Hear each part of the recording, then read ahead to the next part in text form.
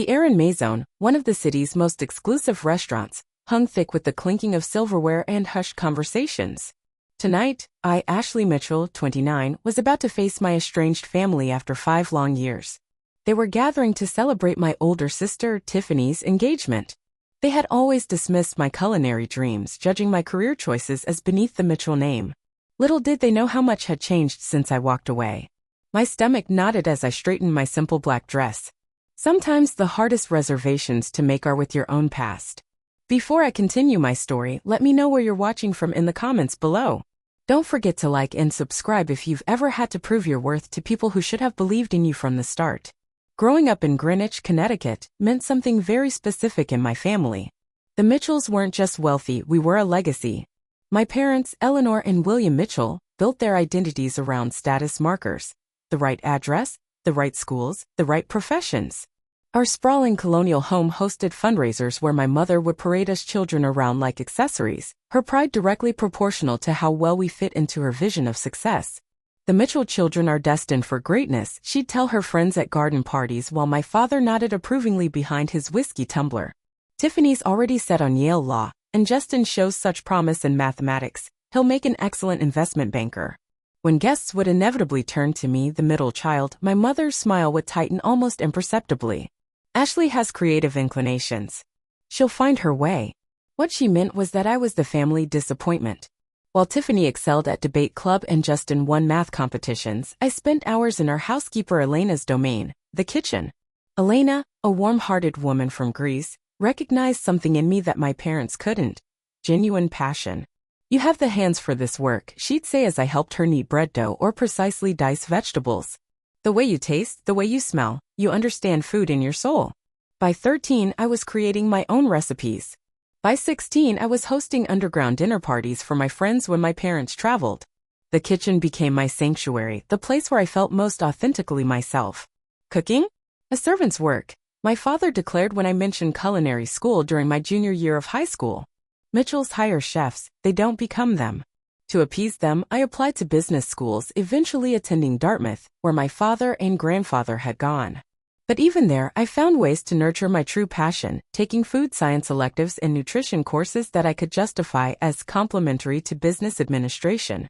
I started an underground supper club in my apartment, charging students for innovative 5-course meals to fund my secret weekend workshops with local chefs.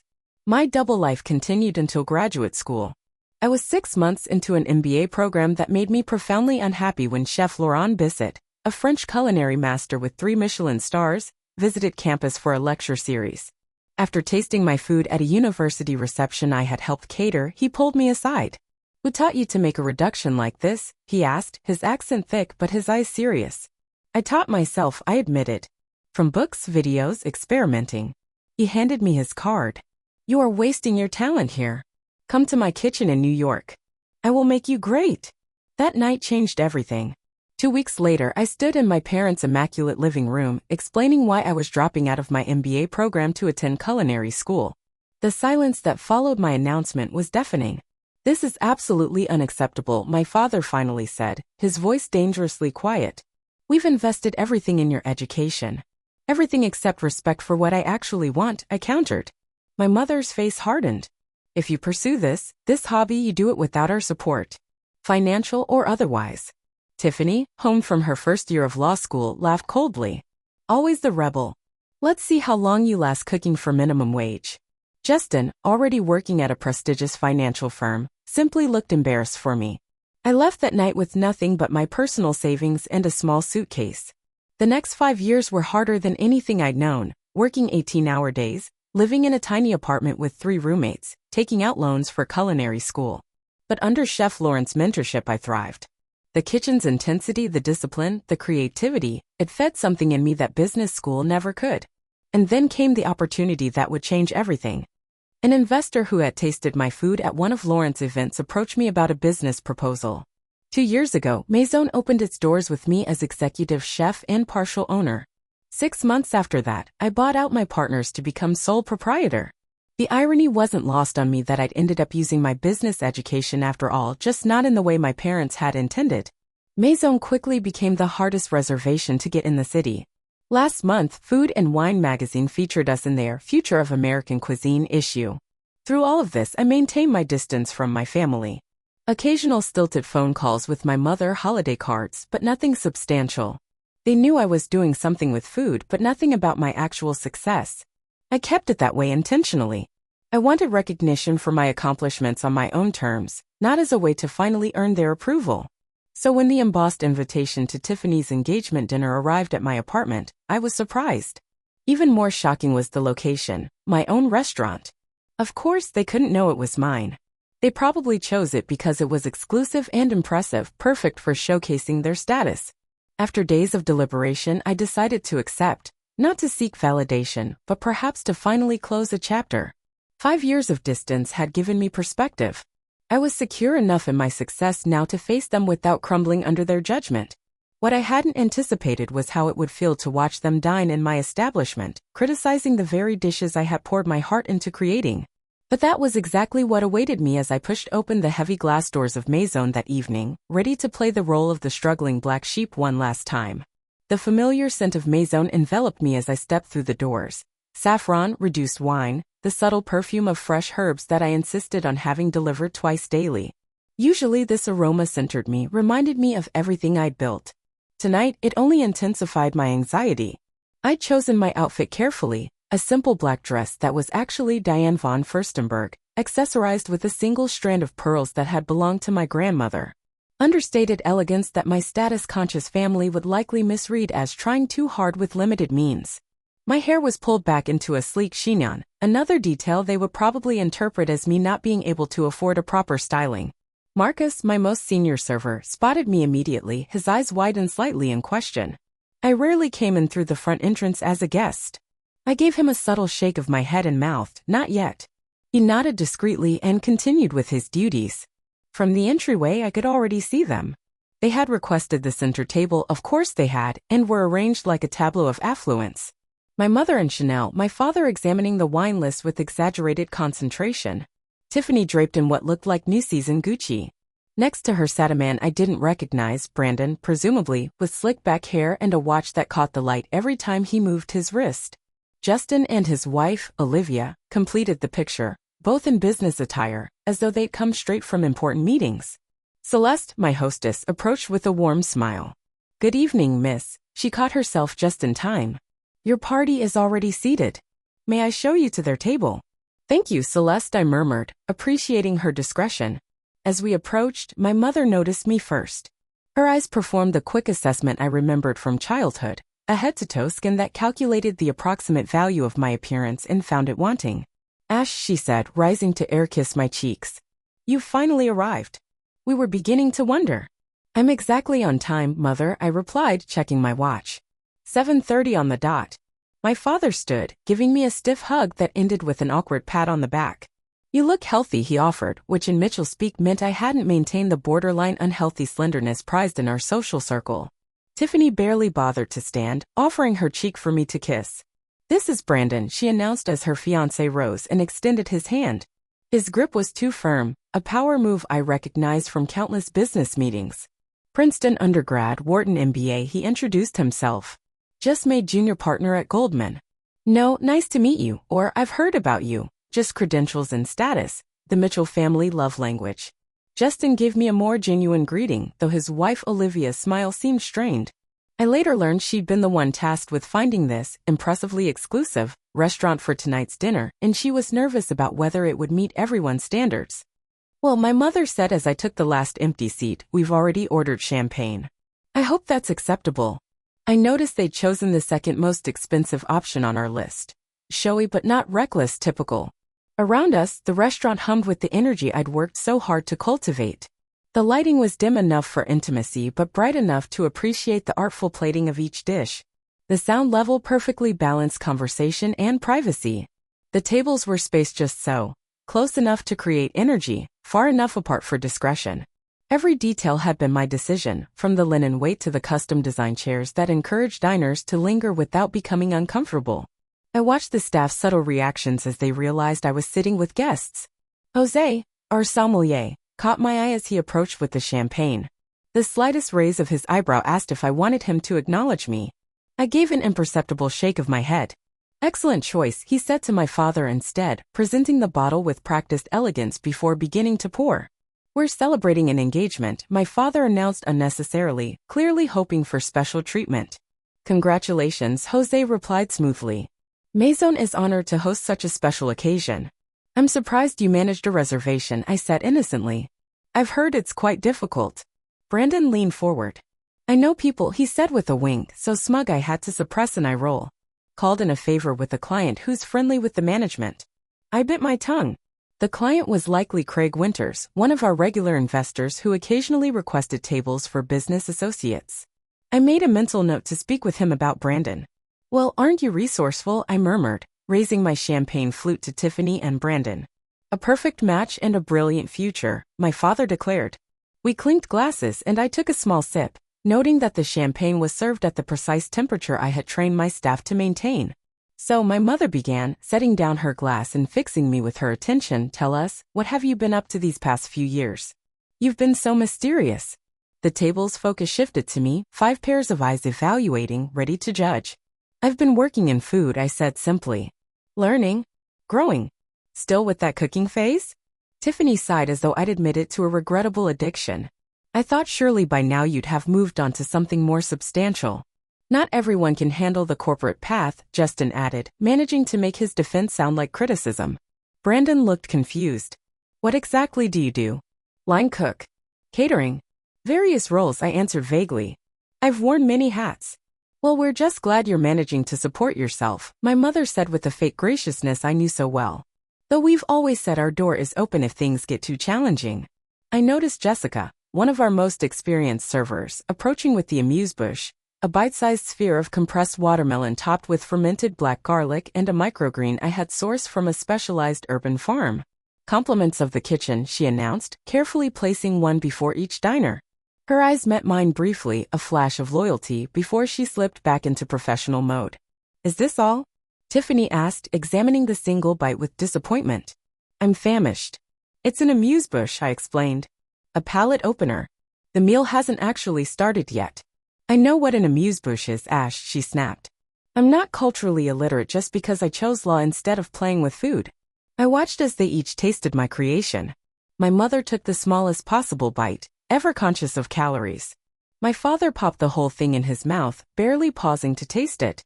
Justin and Olivia at least seemed to appreciate it, while Brandon made a show of analyzing the flavors like a wine connoisseur, using terms that made no culinary sense. Only Tiffany left hers untouched. I don't do raw garlic, she declared, though the black garlic was far from raw. It had been fermented for 60 days in a temperature-controlled environment, a process I had perfected after 3 years of experimentation. As our server cleared the plates, I caught the flash of disappointment in her eyes at Tiffany's untouched creation. In that moment, I felt protective, not of myself, but of my staff, who took such pride in our work. I had built Maison not just as a restaurant, but as a family of sorts, one bound by shared passion rather than DNA. The evening was just beginning, but already I could feel the old dynamic settling in. I was the outsider, the one who had chosen the wrong path, whose choices needed justification. But unlike the Ashley of 5 years ago, I now sat at this table with a secret strength, one that would soon turn this entire dynamic on its head. So, tell us about the wedding plans, I said, deliberately shifting attention back to Tiffany as our first course arrived. A delicate composition of heirloom tomatoes, house-made ricotta, and basil oil that had taken me months to perfect. Tiffany brightened immediately. We've booked St. Thomas Church, of course. Reception at the plaza for 400 guests, though Mother thinks we should cut it to 350. The guest list is getting unwieldy. My mother interjected. The Astor Williams aren't speaking to the Bennetts since that unfortunate yacht incident, so we can't seat them in the same section. I suppressed a smile. The gravity with which they discussed these social calculations never ceased to amaze me. 400 seems excessive, I ventured, taking a bite of the tomato dish. Brandon leaned forward. It's networking, not just celebration. Half those invitations are relationship investments. Precisely, my father agreed. Brandon understands the social capital aspect. A wedding of this caliber opens doors. And what about you, Ash? Tiffany asked, her tone suddenly sharp. Any prospects on your horizon? Or are you still too busy with your cooking? I noticed she had barely touched her food, pushing the heirloom tomatoes around her plate with obvious disinterest. I'm focused on my career right now, I answered simply. Career? Justin repeated with a small laugh. Is that what we're calling it? My mother jumped in. Ashley dear, surely by 29 you're thinking about settling down? There's that lovely son of Margaret Whitley's. He's in hospital administration, I believe. Very stable. I'm not looking to be set up, mother. Well, your options will get more limited with each passing year, she persisted. Especially in your situation. Before I could respond, our server appeared to clear the first course. I'd barely registered the taste of my own creation, too tense to properly enjoy it. Is there a problem with the dish? Jessica asked Tiffany, noting her nearly full plate. Too acidic, Tiffany replied dismissively. And the tomatoes could have been riper. I bit my tongue. Those tomatoes had been selected at their peak that very morning from a farm upstate that grew specifically for us. I'm so sorry to hear that, Jessica said with practiced diplomacy. I'll be sure to inform the kitchen. The second course arrived. Seared scallops with a brown butter emulsion and pickled ramps. A spring special I was particularly proud of. As the plates were set down, I watched my family's reactions. Now this looks promising, my father declared, cutting into his scallop with his fork. Brandon swirled his wine. A Sancerre I had personally selected to pair with this course. Decent wine list here. Not exceptional but passable. Our sommelier Jose, overhearing this as he passed, shot me a quick glance. I gave him a subtle smile. Jose had been poached from a 3-star Michelin restaurant in Paris and had turned down offers from establishments around the world to work with me. So, Ashley, Olivia began, clearly trying to include me. Justin mentioned you're working in food, but you never really specified what exactly you do. Before I could answer, Tiffany cut in. She's probably hostessing somewhere, right, Ash? Using that business degree to seat people and hand out menus. Actually, I started. No shame in that, my father interrupted. Everyone has to start somewhere, though after 5 years, I would have expected some advancement. I've advanced, I said quietly. Into what? Assistant manager at Applebee's. Tiffany laughed at her own joke. Tiffany, Justin warned, showing a rare moment of defense. What? I'm just being realistic. She chose to abandon her education for this passion project. Actions have consequences. I took a sip of wine, allowing the familiar notes to center me. And how is law treating you, Tiffany? Still at Henderson and Block. Her expression tightened. I'm between positions at the moment, actually. Taking time to plan the wedding. She was working too many hours, Brandon interjected. I told her, my wife doesn't need to kill herself at some firm. Once we're married, she can do charity work like my mother. I noticed the flash of something, resentment? Frustration? In Tiffany's eyes before she smoothed her expression back to placid agreement. The third course arrived. A pasta dish featuring hand-rolled tagliatelle with spring peas, pancetta, and mint. One of our signature dishes that had been featured in Food and Wine. The portion size here is ridiculous, my mother commented, looking at the artfully plated pasta. All this expense for 3 bites. It's about quality over quantity, mother, I replied. The tasting menu is designed to take you through multiple flavors and textures. In my day, restaurants gave you a proper meal for your money, my father grumbled. This new cuisine nonsense is just a way to charge more for less food. I watched as Brandon cut into his pasta rather than twirling it, breaking the delicate strands I had rolled by hand that morning. So how exactly are you affording a place like this on a food service salary? Tiffany asked bluntly. This is one of the most expensive restaurants in the city. I felt all eyes turn to me. I manage my finances carefully, I replied. Oh, please, Tiffany scoffed. A dinner here costs more than you probably make in a day. Who are you dating? Is he paying for this? I'm not dating anyone, I said evenly. Then how can you possibly afford this place? She pressed. Are you in debt? Maxing out credit cards to keep up appearances? Tiffany. Justin warned again, looking uncomfortable. No, I want to know, she insisted. We all rearranged our schedules for this dinner that she suggested at one of the most exclusive restaurants in the city. Either she's being financially irresponsible or she's not being honest about her situation. The fourth course arrived, a perfectly cooked duck breast with cherry gastrique and farro. Chef Miranda, who ran the kitchen when I wasn't on the line, had executed it flawlessly. "This duck is undercooked," Brandon announced after one bite. I looked at his plate. The duck was a perfect medium rare, exactly as it should be. "It's meant to be served that way," I explained. "Medium rare is the optimal temperature for duck breast." "I prefer my meat well done," he declared, motioning for a server. When Jessica approached, he spoke without looking at her. "This is raw. Take it back and cook it properly." I saw the flash of annoyance in Jessica's eyes, quickly masked by professional courtesy. "Of course, sir. My apologies." As she took his plate, I caught her eye and gave a slight nod. She would know to have the kitchen prepare a new breast rather than ruining the existing one by overcooking it. "Really, Ashley?" my mother said once Jessica had gone. "You still haven't answered Tiffany's question. How are you affording this dinner?" The tension at the table was palpable now. I could feel the familiar tightness in my chest, the same feeling I'd had during countless family dinners growing up. The sense of being cornered, judged, and found wanting before I'd even had a chance to speak. But I wasn't that same insecure young woman anymore. I had built something I was proud of, something that was entirely mine. For a moment, I considered revealing everything right then, watching their expressions change as they realized whose restaurant they were sitting in, whose food they had been critiquing so carelessly.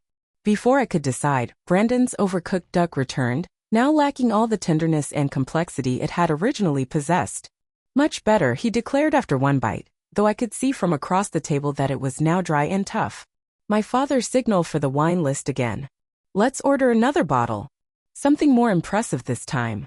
As Jose approached with the leather-bound list, my father made a show of examining it, finally pointing to one of our most expensive options, a Bordeaux priced at over $800. "This one should be adequate," he declared. I knew that bottle intimately. I had selected it during a trip to France last year, meeting with the vintner personally. It was spectacular but completely wrong for the current course and the ones to follow. "May I suggest something that might pair better with the remaining dishes?" I ventured. My father waved me off. "I think I know my wines, Ash." Jose caught my eye, silently asking for direction. I gave him a small nod. Let my father have his way. This wasn't the hill to die on. As the evening progressed through the final savory course and into dessert, a deconstructed lemon tart that was one of my personal favorites, the barbs continued. Every dish met with some criticism, every attempt I made to contribute to the conversation somehow twisted into evidence of my failure. By the time coffee was served, I felt emotionally drained. The double burden of enduring my family's condescension while watching them thoughtlessly critique my life's work was becoming unbearable. Then came the moment I'd been both dreading and anticipating, the check. Marcus approached with the black leather folder containing the bill, placing it discreetly in the center of the table. My father reached for it immediately, a reflex of patriarchal duty, but Brandon intercepted. "Please, William, allow me," he said with the practiced smoothness of someone who has turned even generosity into a power move. "Consider it my treat to celebrate the occasion." My father made the expected token protest before acquiescing. I watched as Brandon opened the folder, his expression shifting from confident smile to barely concealed shock as he registered the total. "Is there a problem?" my father asked, noticing the change. No, Brandon recovered quickly, just confirming the calculation. I knew exactly what he was looking at. A dinner for 7 with premium wine pairings, special off-menu requests, and that $800 Bordeaux would run well over $3,000. Not outrageous for a restaurant of Maison's caliber, but certainly a statement. He reached for his wallet, extracting a black credit card with deliberate slowness, making sure everyone noticed the exclusive tier. Tiffany, perhaps sensing his discomfort, chose that moment to circle back to her earlier interrogation. "So Ash," she said, her voice dripping with false sweetness, "you never did explain how you're managing to contribute to this extravagant dinner. We wouldn't want you stretching yourself financially on our account." All eyes turned to me again. I could feel the familiar dynamic asserting itself. Tiffany the successful one, me the struggling disappointment. "I can cover my portion," I said simply. "Can you though?" she pressed, leaning forward. "Because we all know what food service pays. Can you even afford this place?" The table fell silent. The question hung in the air, so deliberately insulting that even my parents looked uncomfortable. "Tiffany," my mother murmured, "perhaps this isn't." "No, I want to know," Tiffany insisted, eyes locked on mine. "We've spent the entire evening pretending that everything's fine, that Ashley's choice to throw away her education hasn't left her struggling. I think we deserve some honesty."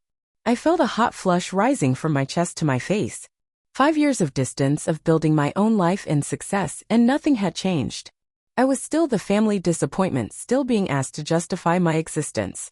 Brandon, perhaps sensing an opportunity to reassert control after the check shock, joined in. If you need help with your portion, just say so. No shame in that. I don't need help, I said, my voice tight. Then how exactly are you paying for this? Tiffany demanded. A meal here costs more than you probably make in a week. I opened my mouth to respond, to finally reveal everything, when Brandon suddenly frowned at the bill. Wait, there's a mistake here, he announced. They've only charged us for the wines, not the food. He signaled sharply for Marcus. Excuse me, there's an error on our check. Marcus approached our table with perfect timing, as though he'd been waiting for this moment. In reality, he probably had been.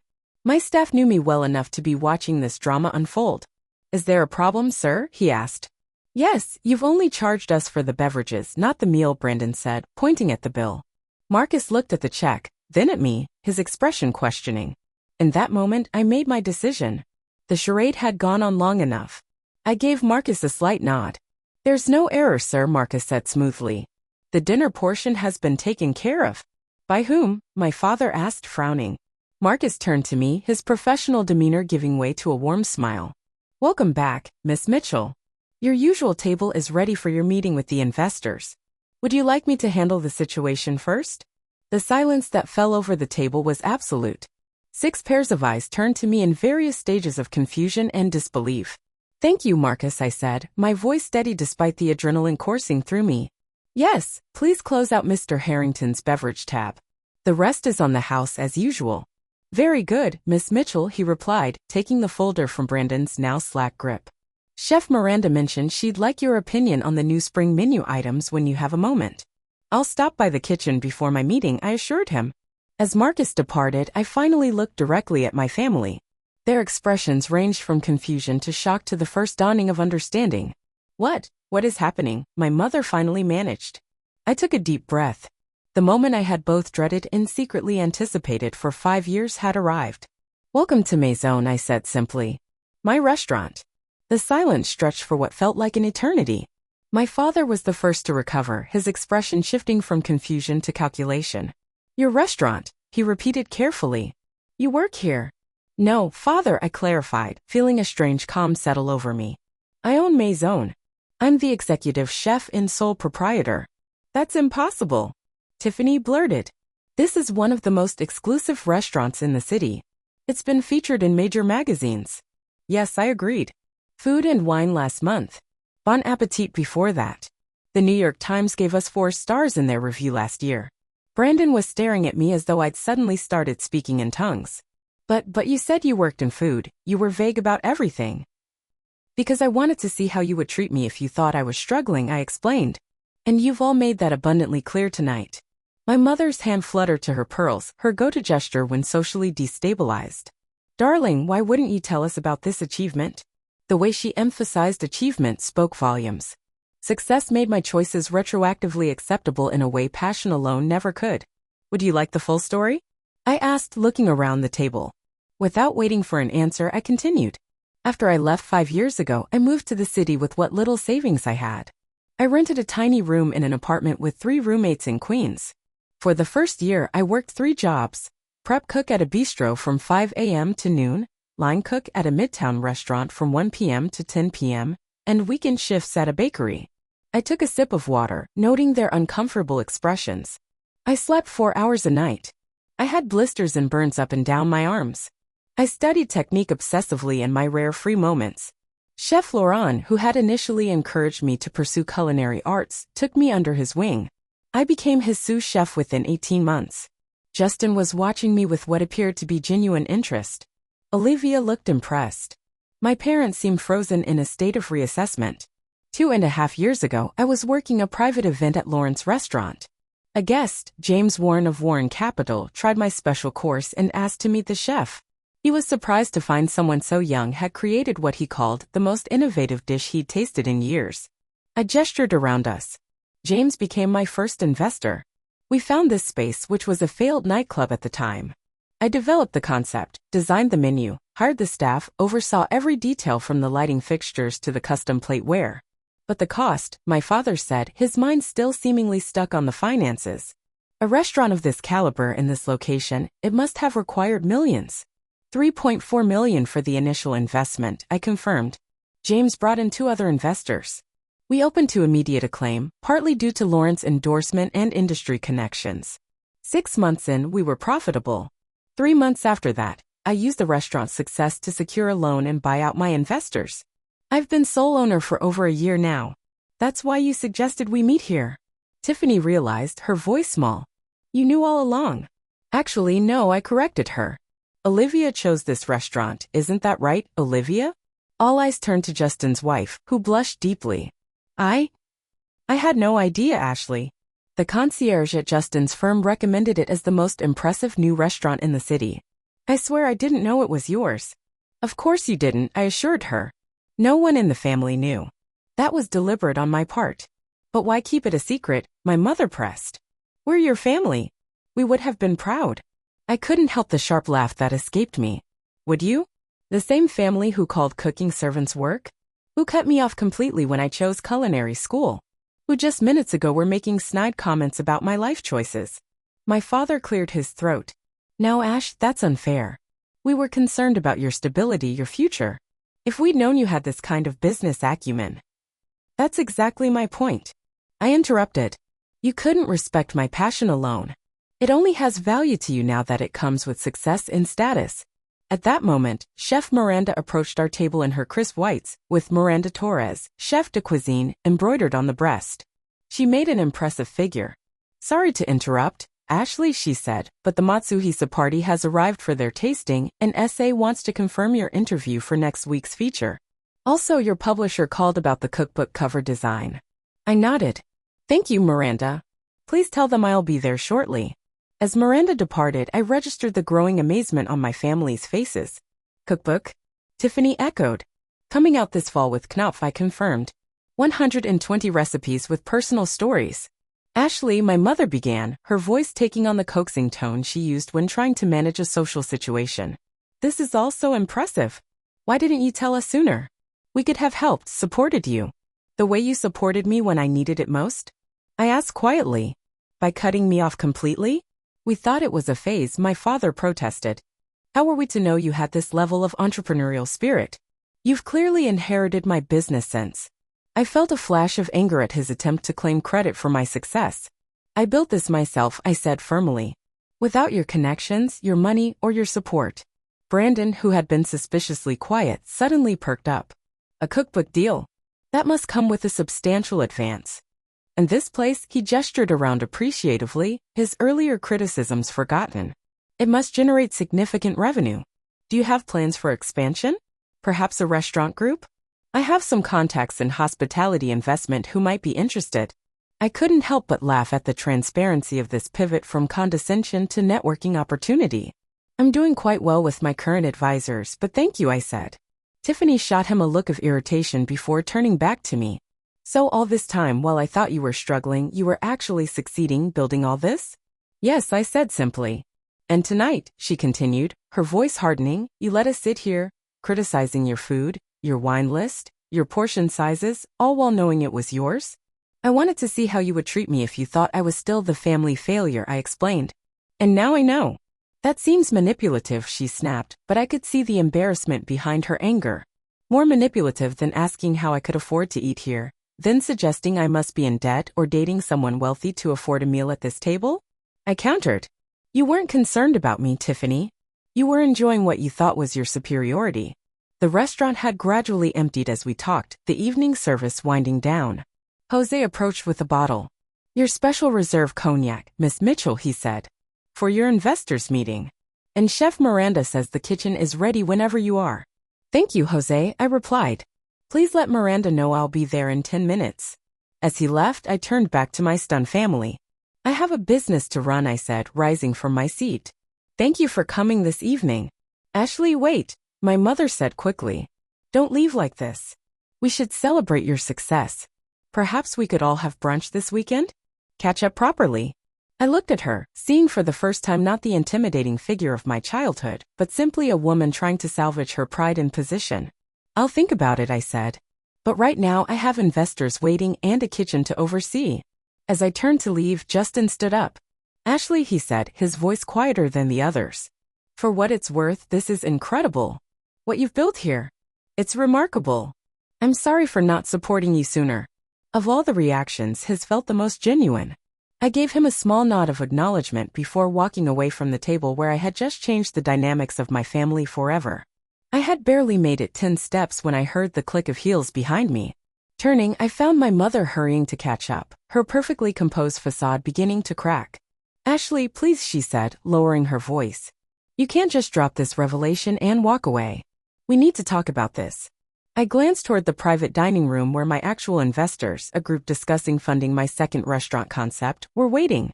I have a meeting, Mother. Postpone it. She insisted. This is family. Family hasn't been a priority for you in 5 years, I replied, keeping my voice steady. My business commitments don't suddenly become optional because you finally decided my career is worthy of your attention. The rest of the family had followed her, creating an awkward cluster near the bar area. My father looked distinctly uncomfortable and used to not being in control of a situation. Tiffany's expression wavered between resentment and something that might have been respect. Perhaps we could continue this conversation tomorrow, my father suggested in his problem-solving business tone. Dinner at our place. We have much to discuss, including how we might help you expand. Brandon added eagerly. My firm specializes in. I don't need your help, I interrupted firmly. I didn't build this place to finally win your approval. I built it because this is what I love, what I'm good at. The fact that it's successful doesn't suddenly make my passion more valid than it was 5 years ago. No one is saying that, my mother backpedaled. Darling, we're simply proud of what you've accomplished. Are you proud, Mother, or are you relieved that my choices no longer embarrass you socially? Her flinch told me I'd hit close to home. That's unfair, my father interjected. We've always wanted what's best for you. No, I corrected him. You wanted what aligned with your vision for me. There's a difference. Miranda appeared at my side, her presence a welcome support. The Hereford group is asking if you'll be joining them soon, she said quietly. 5 minutes, I promised her. As Miranda nodded and stepped away, I turned back to my family. I need to go. Ashley Tiffany stepped forward, her voice lacking its usual sharp edge. I owe you an apology. The things I said tonight, they were unkind. They were honest, I replied. That's the silver lining of this evening. I got to see exactly how you all view me when you think I'm struggling. That's not fair, Justin said, joining the conversation. People make judgments based on the information they have. We didn't know. You didn't know I was successful, I clarified. But you didn't know I was pursuing something I loved. That should have been enough for my family to show basic respect. A heavy silence fell over the group. You're right, my father finally said, surprising me. We should have supported your passion regardless of its outcome. Coming from him, this admission was significant. William Mitchell didn't acknowledge mistakes easily. Where do we go from here? My mother asked, genuine uncertainty in her voice, another rarity. I took a deep breath, considering the question. Despite everything, these people were my family. The hurt they'd caused was real, but so was our shared history. Complete estrangement had never been my goal, just enough distance to build my own life without their judgment clouding my decisions. I don't know yet, I answered honestly. But tonight has made one thing clear. If we're going to have any relationship moving forward, it needs to be on different terms. I'm not the family failure seeking redemption. I'm a successful chef and business owner who deserves the same respect you'd give any other professional. Of course, my father agreed quickly. And that means no more comments about my life choices, no more unsolicited career advice, and absolutely no attempts to network through my restaurant. I added with a pointed look at Brandon, who had the grace to look embarrassed. About Tiffany's wedding, my mother began tentatively. What about it? I asked. We'd still like you to be there, Tiffany said, her voice softening. As my sister. Not as whatever we thought you were before tonight. I looked at her, trying to see past the years of competition and judgment. Despite everything, there had been good times too. Secrets shared as children, supporting each other through our first heartbreaks. Inside jokes no one else understood. I'll be there, I promised. Then, after a moment's consideration, I added, and if you'd like, I could host a dinner for the wedding party here at Maison. As my gift. Tiffany's eyes widened. You would do that? After how we've treated you? You're still my sister, I said simply. But to be clear, this isn't me seeking your approval. It's me offering something I'm proud of on my own terms. I understand, she said quietly. And I would be honored. A genuine smile, the first of the evening, passed between us.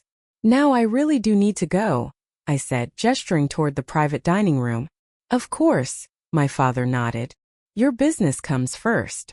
Not always, I corrected him. But tonight, yes. As they gathered their things to leave, I added, I'm free for brunch on Sunday. Not at your club, though. There's a small place in the East Village I think you should experience. We'll be there, my mother promised, looking relieved at this small opening. I watched them file out of the restaurant, their perspectives irrevocably changed. As the door closed behind them, I let out a long breath, feeling oddly lighter. Miranda approached again. Everything okay? Getting there, I replied. Family is complicated. Tell me about it. She laughed. My mother still introduces me as her daughter who works at a restaurant, like I'm a teenage waitress at Denny's. I smiled, grateful for her understanding. Let's go talk spring menu. I have some new ideas I'm excited about. As we walked toward the kitchen, my sanctuary, my achievement, my true home, I realized that the most important revelation of the evening wasn't showing my family what I'd built. It was fully recognizing it myself. I had created this success on my own terms regardless of their approval, and that knowledge was worth more than any validation they could ever offer. 2 weeks passed like a whirlwind. Spring menu planning, meetings with my publisher about the cookbook layout, and preliminary discussions about a potential second location kept me gratefully busy. But thoughts of that family dinner remained, surfacing in quiet moments demanding reflection. Sunday brunch had gone surprisingly well. I'd taken my family to Alma's, a hole-in-the-wall gem run by a former colleague from my early days working the line. My parents had been visibly uncomfortable at first, with the mismatched chairs and graffiti-decorated walls, but the food, unpretentious yet masterfully executed, had won them over. I never knew simple eggs could taste like this, my father had admitted, mopping up the last of his shakshuka with homemade sourdough. Small steps, not a complete transformation but an opening. Now, sitting at my usual table after closing time, I watched the staff complete their final duties. Jessica was counting the register while humming softly. Marcus and Jose were discussing wine pairings for tomorrow's private event. Miranda had left an hour ago after we'd finalized the spring menu revisions. My phone buzzed with a text from Tiffany, wedding planning nightmare. Florists just doubled their quote. Any chance you're free for coffee tomorrow? Could use some straight talk from someone who won't just tell me what I want to hear. I smiled slightly at this unexpected request for my opinion, another small step. I texted back, confirming a time and place. The relationship with my family was evolving into something I couldn't have predicted, not the unconditional embrace I might have once craved, but something potentially more valuable, a measured respect between adults with different values and paths. My mother had called 3 times in the past 2 weeks, her usual formality softening into genuine questions about my work. My father had sent an article about female chefs breaking barriers in the industry, a silent acknowledgement that he was trying to understand my world. Even Justin had reached out, asking if he could bring his children to see the kitchen sometime. I want them to know they have options, he'd said, that success doesn't have to look the same for everyone. These were fragile beginnings, not the dramatic reconciliation of a Hollywood movie. Real healing, I was learning, happens in quiet moments, in small gestures, in the gradual rewriting of old patterns. The most significant change, though, wasn't in my family's perception of me, but in how I had finally stopped measuring my worth through their eyes.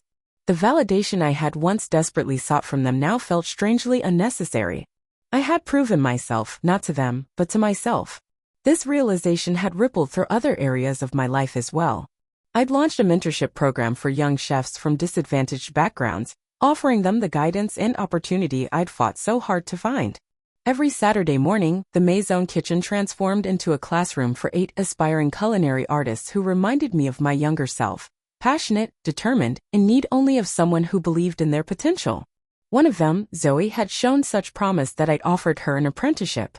Watching her confidence grow with each new skill mastered brought a satisfaction different from any professional accolade I'd received. Chef, Jessica's voice pulled me from my thoughts. We're all set for closing. Anything else you need before we head out? No, thank you, I smiled. You all did amazing work tonight. As the staff filed out, calling their goodnights, I remained at my table, notebook open to a blank page. I'd been trying to articulate the introduction to my cookbook, struggling to find words that captured my journey. In the quiet of the empty restaurant, I finally began to write. Food has always been my truest language. When words failed, I spoke through flavors. When paths seemed unclear, I followed my palate. The dishes in this book are more than recipes. They're chapters of a life lived in pursuit of authenticity rather than approval. 5 years ago, I stood at a crossroads between expectation and passion. Choosing the latter cost me dearly at first, but ultimately led to the richest feast I could have imagined, not merely in professional success, but in the discovery that true wealth isn't measured by external validation or material achievement, but by the courage to honor your own voice, even when it speaks in whispers against the shouts of doubt. I set down my pen, the words finally flowing freely. Tomorrow would bring new challenges. A difficult vendor negotiation, Tiffany's wedding planning drama, finalizing the cookbook introduction. But tonight, in this moment of quiet reflection, I felt a profound sense of peace.